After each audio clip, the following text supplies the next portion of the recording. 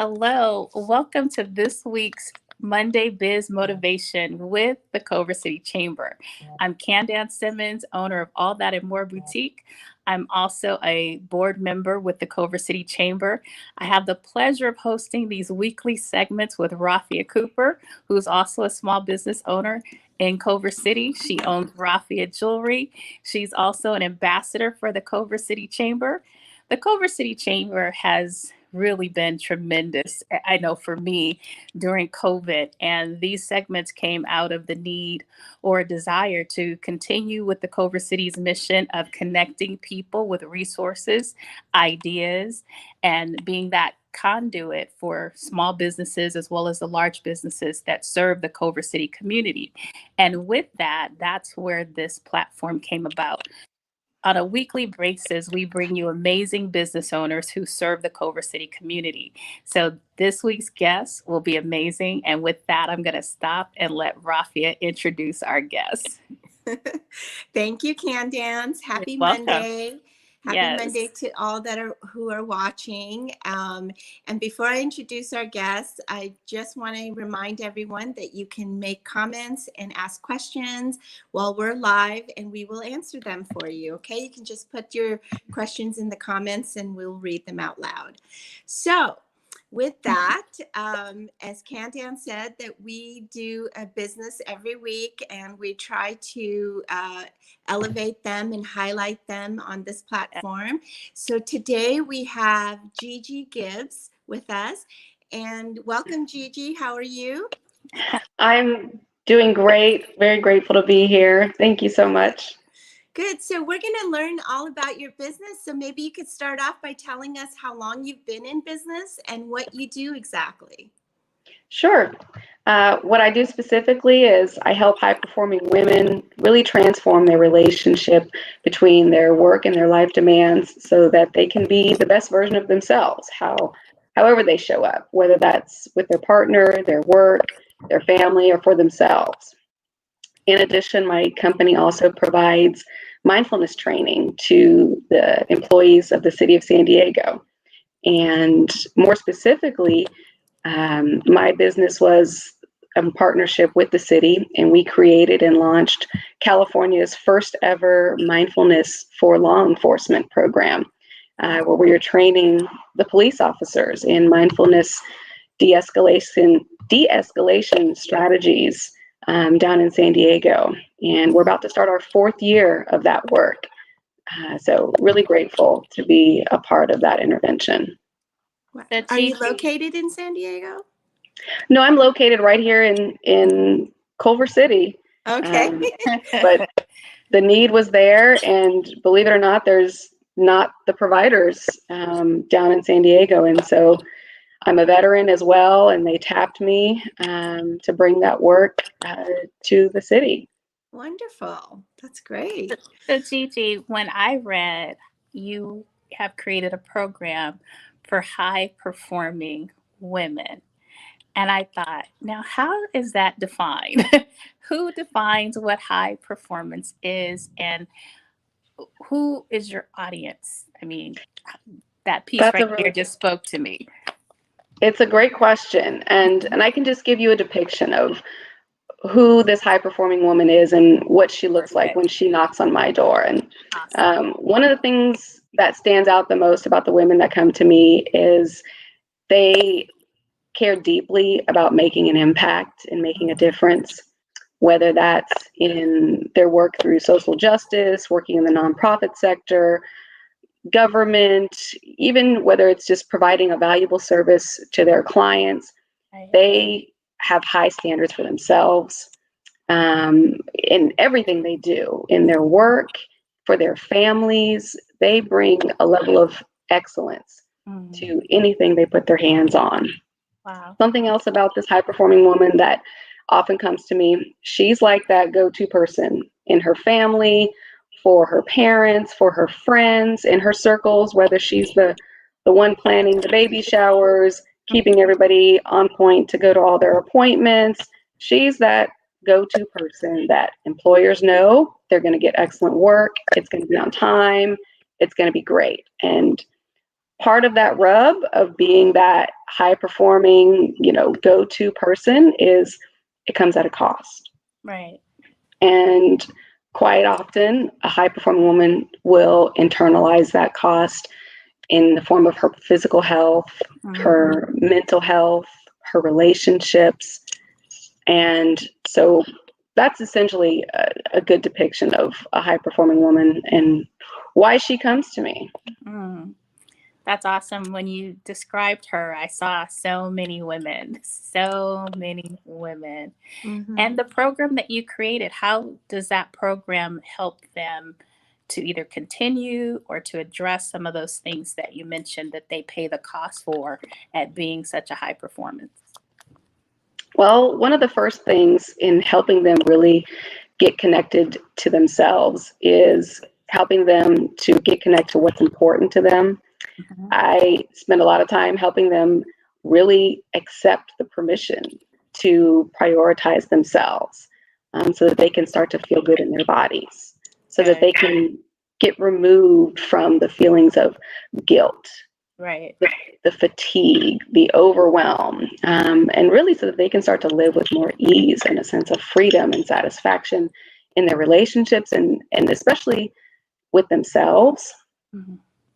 Wow. So important. You described so many of us. And seriously, like a lot of my friends, even Candance and myself, I can totally see that, But there is a saying that says, if you want something done, give it to the busy person, they'll get it done. Do you find that to be true of these women as well? Oh, absolutely. And that's that's part of the problem is they're really good at things, and they even have trouble delegating themselves because they know if I want this done and I want it done a certain level, to that high level of excellence, I'm just going to do it myself. And part of that is just learning, one, to trust the people around them, learning to empower, whether it's their staff, their partner, whomever that is, because at the end of the day, we all only have so much bandwidth. And, the system is going to malfunction and break if you try to carry the load and do everything yourself. Yes. So delegating is a key. Delegating, and in the coaching world, I would call that boundaries. That's really number one, starting with boundaries with oneself and learning how to honor boundaries for yourself and how you, what you put in your body, how you allow, whether it's with your external environment, how you allow that to influence your sleep, how you allow that to influence your relationship and the time you give to yourself. So really starting with boundaries with yourself, and then, looking externally, because a lot of people think boundaries is always just about saying no and, how you interact with other people. But really it has a lot to do with starting with yourself, because people are not going to you're not going to be able to hold the line and enforce any kind of boundaries with other people if you can't start it with yourself. Wow. So how do you teach someone to get out of their own head of all of that? Really, it's asking them simple, I say, questions like, what do you want? And really spending the time to marinate and ask and dig into that, because when was the last time somebody even asked either of you that? Right. And when did you actually have somebody on the other side of the table that was holding space and honoring what came out? I know, Candance, when you started your business, it was coming from that place of, honey, can I do what I really want to do? Right. Right. And look at the trajectory that took you on.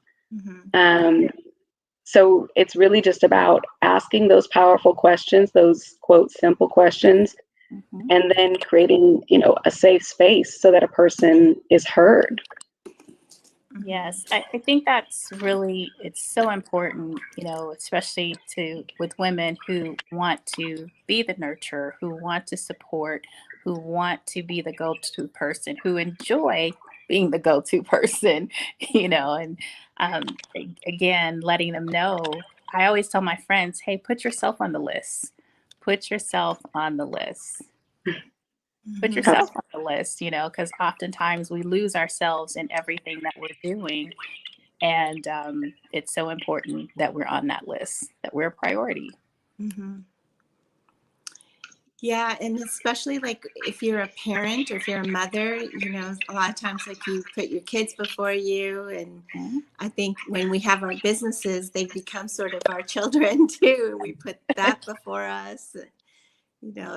It is setting boundaries and what you're going to do. And when you work out of your house, like when I started my business and I started working out of my house, my boundaries were not defined. And so I did put way more hours into my business than I probably should have, and should have separated some of that. And it's hard to do. Right. So Gigi, thinking about that, Rafia mentioned working from home, and you've mentioned boundaries, and so did she. So thinking about COVID and where we are right now, kind of back to that, right? Right. How was your business impacted, and what changes did you have to make, and how did COVID impact you? Sure. Well, the primary way that my business really functioned prior to COVID was doing in-person speaking and workshops and training. And when COVID hit, I had several speaking engagements, workshops, and keynote speeches scheduled and lined up. And initially it was we'll just push this out for 2 weeks when all this just blows over and goes away. And things got pushed out until, the fall, like, we'll do this once the summer is done. But all of that we saw, COVID didn't go away. So I really had to shift and move my whole business model completely online. And it's an iteration I'm still even adjusting to.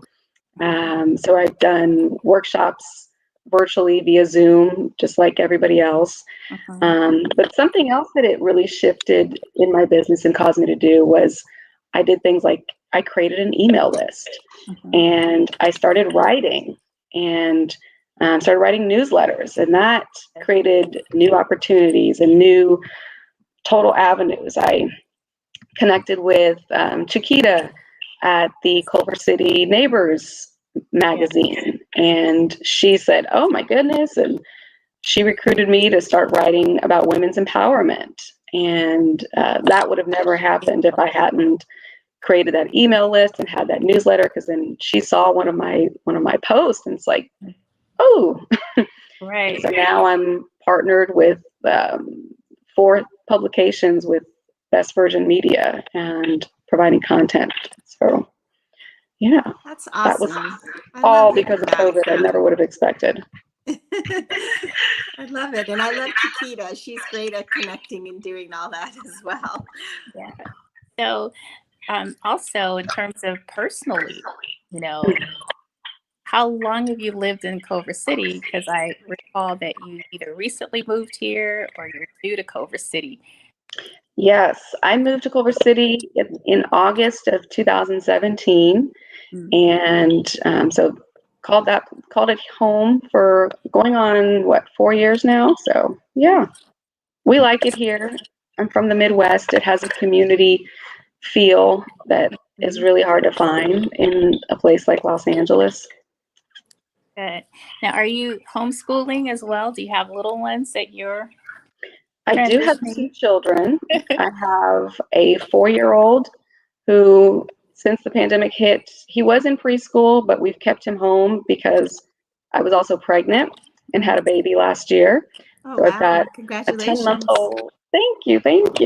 I've got a 10-month-old daughter, and out of precaution for her immune system, our pediatrician just recommended keeping our son home, at least until she was a year. So I'm excited for him to go back to school. Starting in June, he's going to be starting in transitional kindergarten coming in June. And obviously my daughter, she's not school aged. So yeah, we've been making it work. Awesome. Now, you mentioned you've created a newsletter. There's been several opportunities that come out of that. But when you think about your business as a whole, how do people generally find you? And what is, are they referred to you through organizations, or how do people actually find you? Well, that's interesting. Whether it was the speaking engagements that I used to do were my main way. I would go into organizations and do talks, and I'm still ramping those up, and I'm doing workshops and so forth. But you can always still find me like on my website, gigigibbs.com. But it's also, I've had to parlay into social media, doing lives and things that were typically uncomfortable for me before. As odd as it is, even though I'm a public speaker and I like interacting and being with people, social media was just, I was very resistant. And so last fall, I really had to just get over that. And I started to enjoy it. Once I changed my own paradigm about social media and started using it under my terms and not how I quote should or have to use it, then I started enjoying it. And it's been a much more positive relationship, I think. Right. And I've been able to. Has it helped your business? It has helped me in the sense of, using, platforms like Facebook as a way to give content. I've held a work-life balance challenge and housed the whole thing on Facebook and did all of my lives and all of my training through social media. So it's certainly helped in that regard. Right. It's hard. When I first started doing these lives, it was very nerve-wracking, and I felt really, nervous and wasn't sure I could do it. And then there's no do-overs in a live, right? So you have to just roll with it, But I find them to be a little bit easier as you go along. Keep doing them; it gets more and more comfortable. And what really had to shift for me about it was doing it and leaving it alone. Right. Because especially as somebody who teaches mindfulness, social media is the complete antithesis to living mindfully. You're constantly looking and checking. And when I first engaged in social media years ago, I totally got sucked into exactly what they talk about in the documentary with the Living Social, and which is why I stepped away from social media. And then after COVID, I said, okay, I'm going to do this, but with a different approach and on my terms. And I'm very intentional about not getting sucked into the social media vacuum where I look up and an hour of my life is gone. Yeah, as long as it translates into some business for you, I think you can say you intentionally did that, so then that becomes, I guess, somewhat of mindfulness. But when it doesn't translate into anything and you're just doing it, it does make me wonder, why am I doing it? But I found, especially during this pandemic time, especially all of last year and everything, it really did make a huge difference in my business of how I was approaching it. And I've seen it happen for Candance as well. I've actually been watching her, grow her audience on Facebook and on Instagram. And I think there is a persistent level that you have to get to that kind of pays off after a while, right, Candance? Yeah, and I think I know it's consistency. What has really helped for me is consistency and also keeping it brief. you know. So those things have really allowed me to manage myself, allow me to be present for my clients, my mornistas who want to see me more and they weren't getting out. So it definitely helped there. So it's a great tool, but as you mentioned, it has to be managed. You got to manage your time because it's so easy. It's so easy to get sucked in, you know. And it's a wonderful tool for what it was created to be, that of engaging and keeping connected to family and friends. So there are folks that I haven't seen in years that I still kind of know, hey, okay, this is what they're doing, this is what's going on. So it's been great for that too. It is, and for you, it is a good way to connect with your clients too. Definitely, definitely. Building your audience. Well, that's great. So what else do you want to have our audience know about you, Gigi? Sure. Something else that came out of the pandemic is, you know, with a background in public health, I really embrace the one-to-many approach. And when I was doing workshops, I was really fulfilling that model. I would go do one workshop and, you know, could impact a room full of people. Right. And now it's cool because, you know, that can amplify that even more. I just did a workshop last month with Netflix, and initially it was like, oh, we're just gonna have, you know, it won't even be more than 200 people, and then they're calling me with their IT and said, oh, we need to change the platform, and we need to make sure the time is okay because we've got people from across the pond that want to join, and over 300 people have registered. Wow. So it has, you know, in a good way, really helped me expand my reach. And then also out of that, I used to do primarily just one-to-one coaching, and still wanting to meet that need of one-to-many, I created a group coaching program, and I call it Uncompromised. And it's really taking women, the same processes that I work through on a one-to-one basis, but in a small group format, and really showing them how to live as this high-performing woman without compromising one's health and happiness. And that came straight out of the need in the pandemic. Wow. What was your topic for Netflix? Was it the same topic or something different? I did a workshop called Having It All, and I talked about my research around the 5 biggest challenges that high-performing women encounter. 2 years ago, I set out and did a research project interviewing and studying women, these women I described to you, high-performing women that are at the top of their game, going out, killing it all, and just interviewed them about what shows up for them, what are their challenges. And I was able to distill all of that down into a white paper, got it published. And so, yeah, that was what my workshop was about, sharing with them not just the challenges, but then also giving them some strategies that they could walk away with to mitigate and overcome the challenges they face. Awesome. Do you want to talk about some of those challenges? Oh, sure. Well, the first biggest challenge is that badge of busy is what I call it. And being that person who's the go-to person, the one that's doing it all for everybody. That's the first and biggest challenge they have. And then the other challenge they have is, you know, what I call it the push for perfection, but it's that they have a high value around excellence. And part of, you know, when you've got that high value around excellence, you're less likely to delegate, you're more likely to want to do everything yourself, like we talked about. Guilty. Yeah.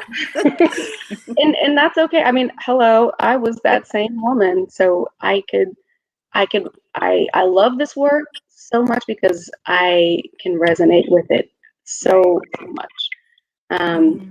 And it was years ago when I was that same woman. I was that woman doing it all. I was transitioning into a new career field, and I was just putting my whole everything into that.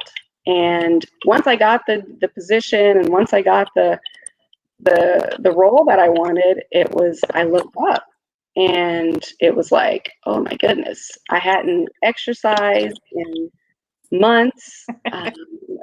I was eating on the go. I was practically, living out of my car.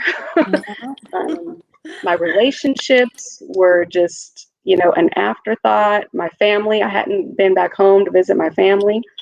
And so I could totally relate. So Rafia, you're not alone. And there are millions of women that are right there.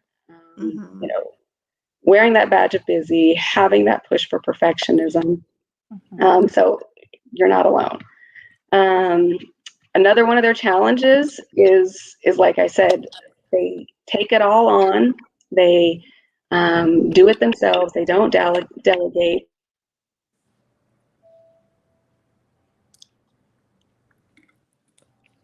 Is she frozen? Yes. So we can transition into events. I'm sure she'll be right back. Okay. Yep, she'll be right back. So All right, upcoming we'll events. do events.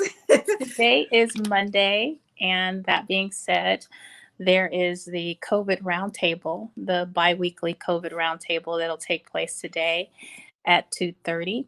And again, it's a great opportunity to hear from the Culver City Chamber, the city, various things that we need to transition and make sure that we're staying on top of as it relates to COVID and how it's impacting our business and how do we keep moving forward in the midst of it all. So definitely go to the Culver City Chamber website and register, and you could attend. It's all virtual. Okay. And the next one is Landslide Access Modernization Program, or LAMP, with LAX Airport Chamber, and it's on Tuesday, May 4th. So that's tomorrow at 11 a.m. And I'm sure you have to register for that, right? Yes. And then next up, we have Issues and Insight. And this is state and federal retirement requirements workshop. It's a great workshop, especially if you have employees with retirement programs. It's great to know what we need to ensure that we're offering and what things are changing in terms of requirements related to retirement. And that's Wednesday, May 5th from 12 to 1 p.m. Cinco de Mayo. Yes. Don't have your margarita first. Exactly. Right, but you can bring your tacos. Let's see. The next one is Restaurant Relief Revitalization Fund webinar, which is on Thursday, May 6th from 9 a.m. to 10:30 a.m. Okay, and this is May is Mental Wellness Month, and the Chamber has partnered with Kaiser Permanente to offer sessions. It says Let's Talk Mental Health, and that's this coming Thursday, May 6th from 12 to 1:15. And this is a series, so there will be other sessions that will take place throughout the month as well. Again, for all of the events that we're mentioning, you can check them out on the Culver City Chamber's new website and navigate through various things that are offered through the Chamber. CulverCityChamber.com. Mm-hmm. And then the next one is Convo with the Council Member on Thursday, May 6th from 4 to 5 p.m. Busy day on Thursday. Oh, good. Hi, Gigi. Hello. We just went over events, Gigi, that I'm sure you're familiar with on the Culver City Chamber website. So we can pick right back up where you left off. Yeah, you had great timing. We just finished and you came back. Okay. I don't know where I got dropped. What happened? Where you last heard. Do you want to tell me? I was just telling you about my own challenges and why I got into the work. And we missed that part. Yeah. So if you can share why you got in your own challenges. Oh, yes. So I was saying it was about 12 years ago when I was making a career change and really trying to get a new position. Mhm. And I worked and got the job and got the role that I wanted. And then when I looked up, it was, I hadn't worked out in months. I was eating on the go. I practically lived out of my car between work, car, living in LA, it's a car culture. So hello. Right. My relationships, my family, I hadn't been home to see my family in over 2 years. My friends were just kind of like an afterthought. Mhm. And I just completely neglected those relationships. So I had, I got the gold star and got the role that I wanted, but the rest of my life, which is like, hello, 90% of everything else Right. was in total shambles. And I told myself, never again am I going to do this to myself. So I'm very intentional about making sure I have the structures and systems and boundaries in place, because it's so easy to want to get to slip back into that place and to let work and career and all these other demands overcome oneself. Yes. It So true. certainly is. I can totally relate to that. And I did it for a long time. I remember when I first moved my business out of my house, it was such a relief to be able to say, well, I can't do that right now because I'm not there. And this will have to wait until, when I get back to the office. Right. So I think there's something to be said to have that separation, Mhm. So, Gigi, you mentioned earlier that you work with different organizations. Are there organizations Oh. within LA, within Culver City that you work with that you can share and how you work with them? I believe she's frozen again. Okay. Oh, there she She'll be goes. back.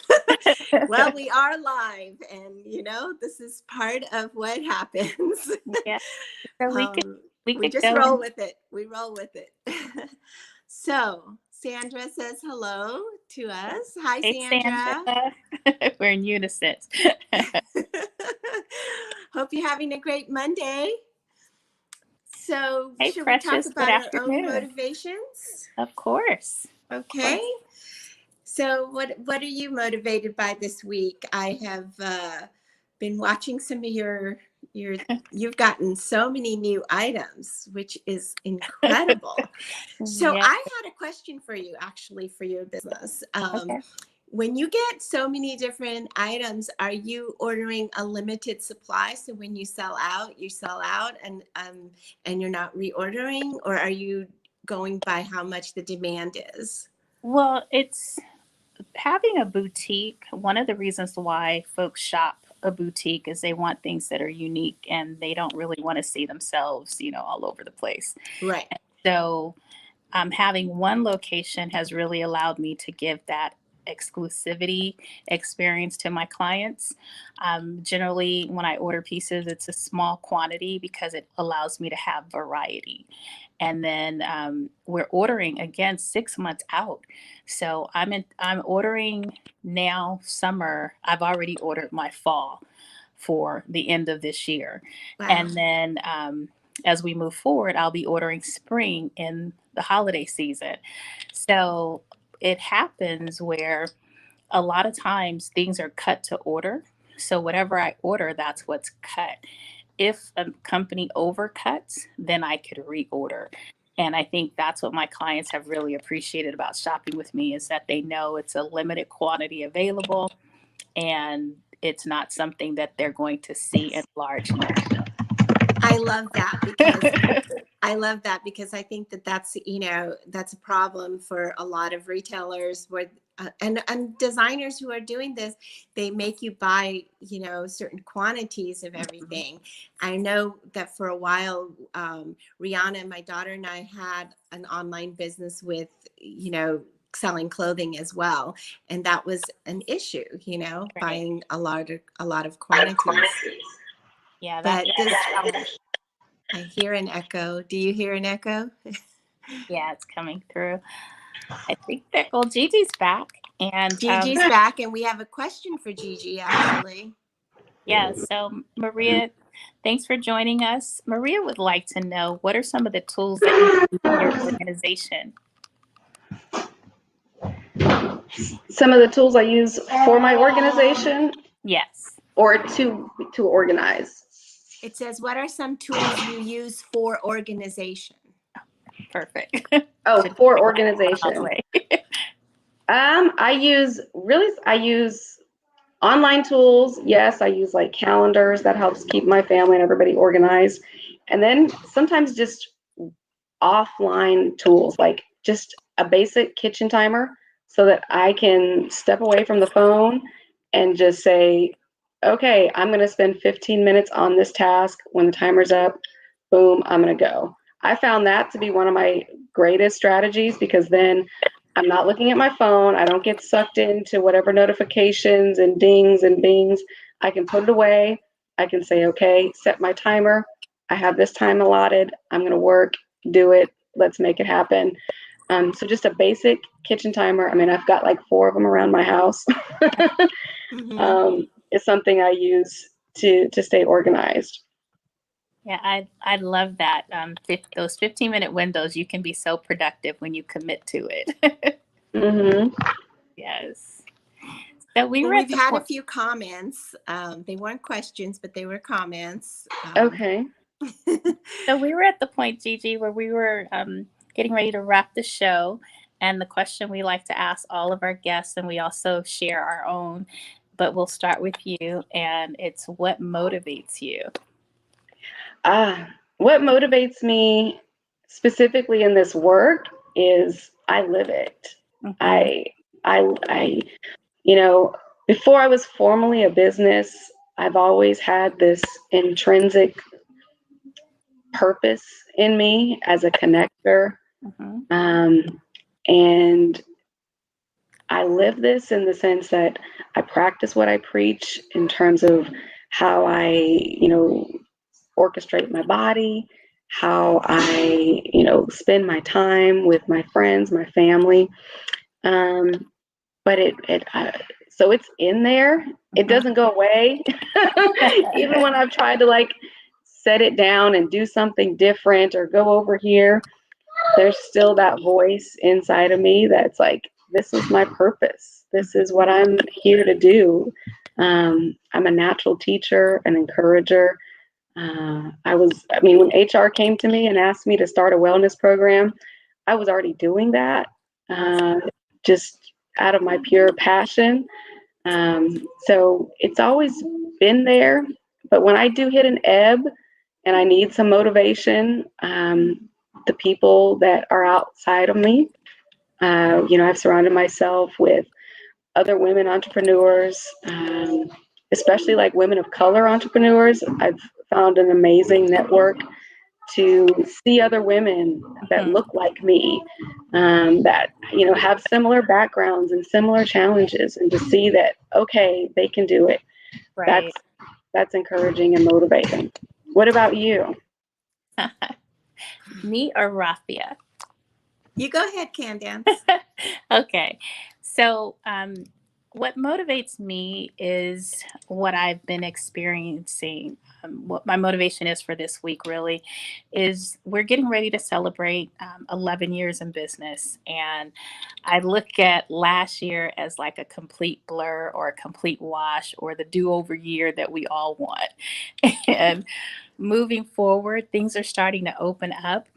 And last week, things just really opened really wide for me in terms of my clients came back, and they came back with it was so amazing to experience what I experienced on Saturday.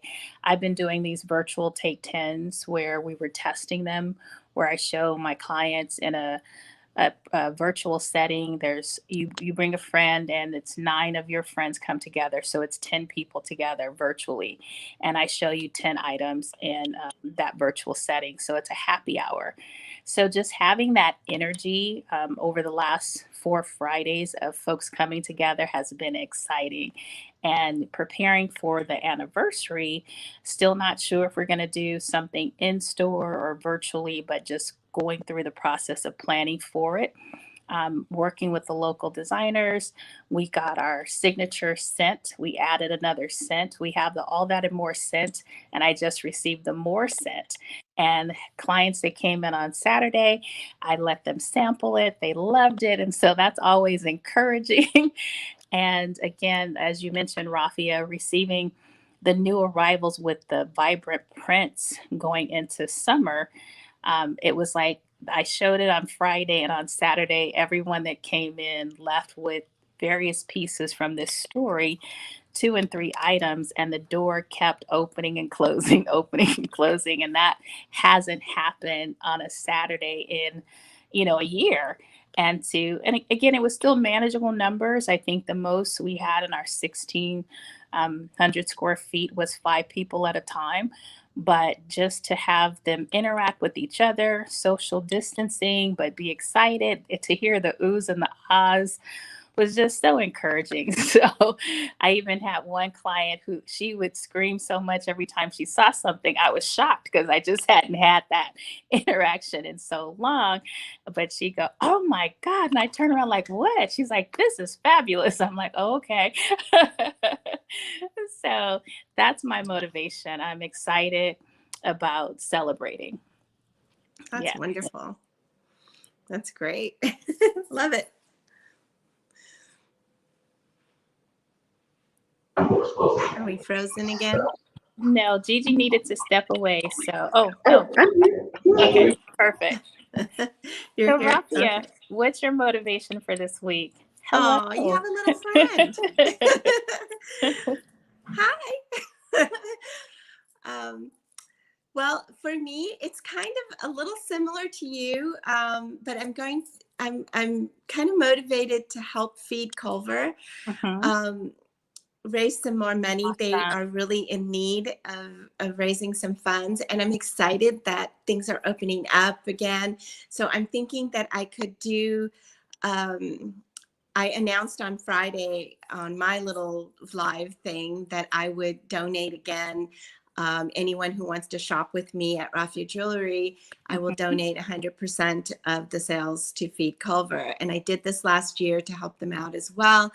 And this time they really, really could use the help. So as things open up, I feel like I could do a little sample sale or have people come in and do some shopping and then donate, 100% of that to the Feed Culver organization. That's awesome. I think last year you raised over $3,000. It was almost 4. Yeah. Okay. Yeah, that's awesome. Yeah. So I'm excited about that. So if anyone watching wants to do some shopping, especially if you want to do some shopping in person, just contact me and I will be happy to set up a time with you that you can come and shop very safely. And we can donate 100% of the sales to Feed Culver, and you get to get jewelry, and it's a win-win for everybody, right? Right. Yes.